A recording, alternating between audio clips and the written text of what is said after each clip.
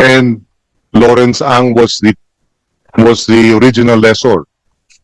He's the previous owner where Yeah. we bought. Yeah. Apo. He was the original, until it was sold, he was the one leasing the property to these individuals. Correct po. Do you know where Mr. Lawrence Ang is now? My understanding, he's still renting po in our place po. Okay, so he sold it to you and he continues to rent. His construction office po. Yes. Apo. Correct. So you confirmed that some of the lessors who were involved in smuggling lessees rather, were already leasing the property before you took over. My understanding is like that. No. It's not your understanding. Is that a fact?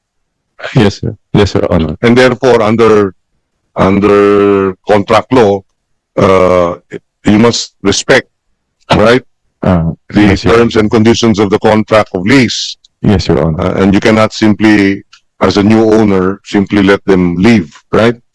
And rescind the contract, right? How long was the contract for? It ranges po, Mr. Chair. I think it's 6 months to 1 year or 3 years. Depends po sa agreement. Yes. We would like to get the details of those who were the lessees who were involved in smuggling, who were caught red-handed. Who among them were leasing prior to your takeover, and how long was the lease for? If we can get all these documents, please cooperate with this committee. Yes. And since Mr. Ang, the original owner or previous owner of the warehouse, is still leasing, according to Mr. Ting, let us invite Mr. Lawrence Ang in the next hearing, so that he can clarify his relationship with those Chinese nationals who were leasing his warehouse. So you bought it in 2022. Yes, Your Honor. Gold key. There you go. There are 15 warehouses in the premises. One of the warehouses contains several freezers. And warehouse number 8 is the warehouse of Lawrence Ang. No, Mr. Chair. It's the building 8 is where the 10 freezer. Oh, sorry. Okay.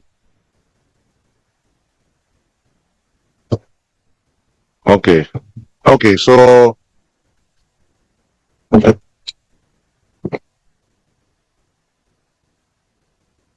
yes. So 1, 2, 3, 4, 5, 6, 7, 8, 9, 10, 11, 12. 12 freezers, no? 10 freezers, 12 tenants.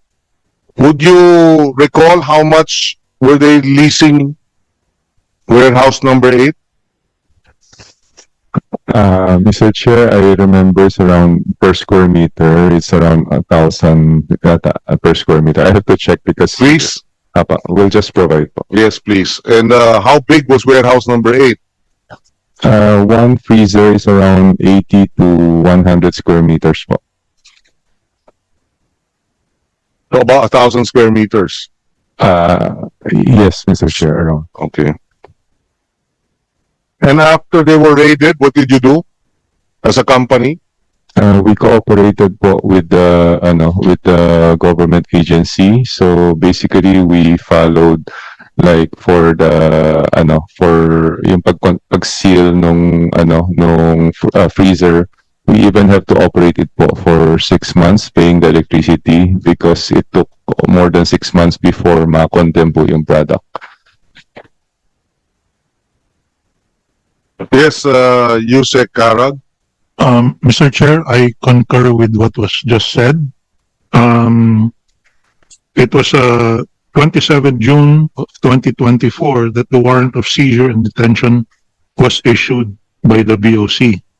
And it was on 16 December 2024 the completion of the transfer of agri-fishery products to a waste recycling center, sir.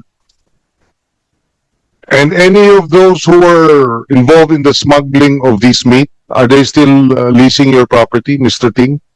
No more, Mr. Chair. After that, all their check also bounced, and so we also don't have contact with them. But we have some their IDs and contact number we can provide to the committee. Yes, that will hopefully help us locate these individuals. If you can submit them to the committee as together with the contact numbers of Mr. Lawrence Ang, We will do. who is still leasing your property, no? Yes, Mr. Chair. And what is he leasing it for? He's into construction business, so that's the construction office that they are leasing. But Does it include construction materials? I'm not Storage? You're not familiar? I'm not familiar. He only rented the office space lang po. Just the office space, not the warehouse. Yes. Okay. Okay, so we will leave it at that for the time being, Mr. Ting. We urge you to cooperate with this committee. Yes, will do, Mr. Chair. Just for yung tanong natin sa DOJ and the AAESC, we've been conducting hearings since August 28. So we're almost 2 months into these hearings. What is the latest in terms of your cases that are to be filed? Good afternoon, Mr. Chair. For the special team of prosecutors under the Department of Justice, the Philippine Coast Guard has already filed the appropriate complaint against the officers of Frozen Corporation. It is now undergoing preliminary investigation. Your Honor, please. And what about the other cases? Would there be updates? Mr. Chair, through the assistance, of course, of the Philippine National Police Maritime Group, we have conducted also inquest proceedings against the perpetrators. These are 3 different cases, Your Honor. One in Basilan, second in, I think, Palawan. The third is in the Negros Occidental, Your Honor. These 3 cases involve seizure of smuggled cigarettes, Your Honor, amounting to more than 10 million pesos, Your Honor. Respondents were arrested and are currently being detained by the appropriate detention centers of the Philippine National Police Maritime Group, please, Your Honor. Okay, thank you. Is the PNP here? PNP CIDG, would you confirm that there is in fact circumstantial evidence that will suggest that there is a modus operandi involving Chinese smugglers based on your own intelligence information? Sir, for CIDG, sir, done as para sa I know, sir, but I will try to put up with our intelligence officer, sir. Well, I suggest you look at the evidence that we've already presented here in the committee hearing, Mr. What is your name, sir? Police Colonel Rani Achuela, sir. Police Colonel Rani Achuela, sir. Achuela, sir. Hachuela. Yes, sir. Colonel Hachuela. Puro Chinese yung mga nag-i-import. Mahaba yung listahan. Di ba? Ang daming mga tawag dito, dokumentong peke. Siguro naman titingnan ninyo kung may mga sindikatong nasa likod nito, hindi ba? Yes, sir. We will, sir. What about you, Commodore Tanseco? Mr. Chair, same question, Mr. Chair. Yes, same question. Considering that the seizures and confiscations of these smuggled goods for the last 2-3 years involve Chinese exporters. And clearly, using bogus, fake brokerage documents, etc. And then coming in through Subic and other and Paco, etc. Should not this be a cause for concern? Is this not a national security issue that coincidence lang na puro Chinese ang pumapasok rito? We know how the Chinese pogo syndicates corrupted the whole system, including our banks, including local officials, etc. I mean, should not this be a cause for the Coast Guard as well as the PNP and our security, national defense establishment to act on it? What is your sense, sir? Thank you, Mr. Chair. At the onset, Mr. Chair, the Philippine Coast Guard wishes again to extend our appreciation to both houses for passing Republic Act 12022, and of course to the Anti-Agricultural Economic Council, Sabotage, Anti-Agricultural Economic Sabotage Council, for putting the Philippine Coast Guard as one of the agencies now tasked to compose the law enforcement group, together with the PNP and the NBI, as well as the other agency, Mr. Chair. Certainly, you're quite right. One of the main access point to the country as far as smuggling is concerned is to our sea, and that's where the mandate of the Philippine Coast Guard comes in. The Anti-Agricultural Economic Sabotage Law empowers the Philippine Coast Guard to not only go after the cold and dry storages at land, but also vessels that are carrying smuggled goods into the country. You are certainly right in assuming that this could be a grand conspiracy altogether, considering that in our case, the Paco incident, Mr. Chair, involves not only onions, but also meat and poultry, fish product as well. And certainly the testimony from the NBI during the last hearing confirmed that these are, if I can quote them, even unfit for animal consumptions. And then, and certainly, Mr. Chair, the Philippine Coast Guard will continue to support the effort of the government together with the DOJ to not only to seize but also to file cases and to see to it that conviction is sustained. In our case, Mr. Chair, going back to the Paco incident, the products that we were able to seize contain markings indicating that these are coming from the country that's of China, and the owners, as far as the registration, the SEC documents points to Chinese national leading, owning, and operating these illegal activities. Thank you, Mr. Chair. Yes, and this is why ang ating mga ahensya ng pamalaan na narito ngayon, di ba? Yung sa Kawit, Cavite, Chinese. Yung sa Paco, Chinese. Yung sa Subic, Chinese. Di ba? Yung sa Marilao, Chinese.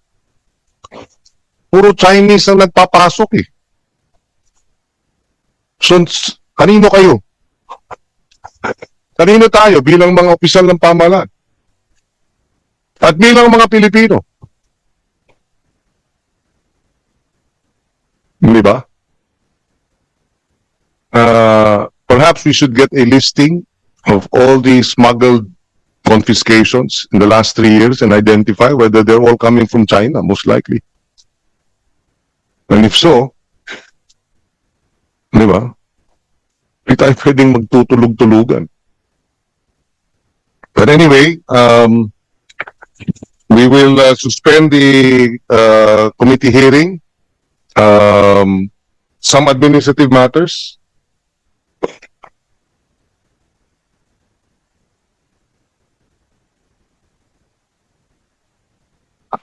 Where is it?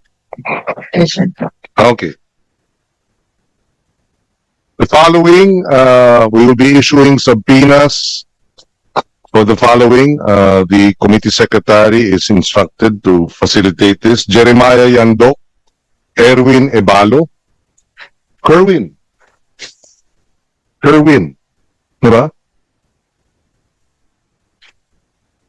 Okay. Annette Patrice Balaba Bormate, customs broker for Arvin, Renzi, and Beatus. Vina Flor Buaro Nario, Luis Nicole Gore Marikit, and former Commissioner Benvenido Rubio. We are also issuing a notice for the following, a show cause order. Ronel Gutierrez Manalang, Betron Consumer Goods Trading, Sheva Manipon Madayag, Lexa Consumer Goods Trading, and Mar Jonathan Legarda Arbonida, Laximar Wet and Dry Goods. And we are now also, we will pursue the issuance of arrest warrants to be, yes, because they are now in contempt for this regarding the subpoenas after proper notice and proper receipt, no? Yes, and the show cause order. April Santiago Tamundong of Manus Day Resource Enterprise, Marifel Guevara of Manus, Edward Guevara of Manus, Jocelyn Hinlo Bituunan of Atara Marketing, Riza Lumbang of Atara, Jefferson Manzanilla Carpio of Horizon Free Enterprise, Larry Santillan of Horizon, Rosalind I. Medrano of Beatus Grain Emporium Corporation, and Warren Lumbang. And may we request the representative of Arvin, because apparently these are interlocking directors and they deliver to Arvin to help us secure their attendance. We would like to think you will cooperate and not avoid their appear or help them evade appearing before this committee. Again, we will reiterate yung sinabi ni Senator Bam Aquino sa mga na-cite in contempt. Sabihin lang ninyo yung totoo. And the contempt order will be lifted. Okay? Yes, we will arrange for this Ms. Disagon to be temporarily released because she has committed to helping us identify who this Mr. Vicente is. Thank you. Thank you so much for your honor. And yes, Mr. Tenero will continue to be within the protective custody of the committee. We will address your contempt citation in the next hearing. The next hearing will be sometime next week. We will schedule it, no? But until further notice.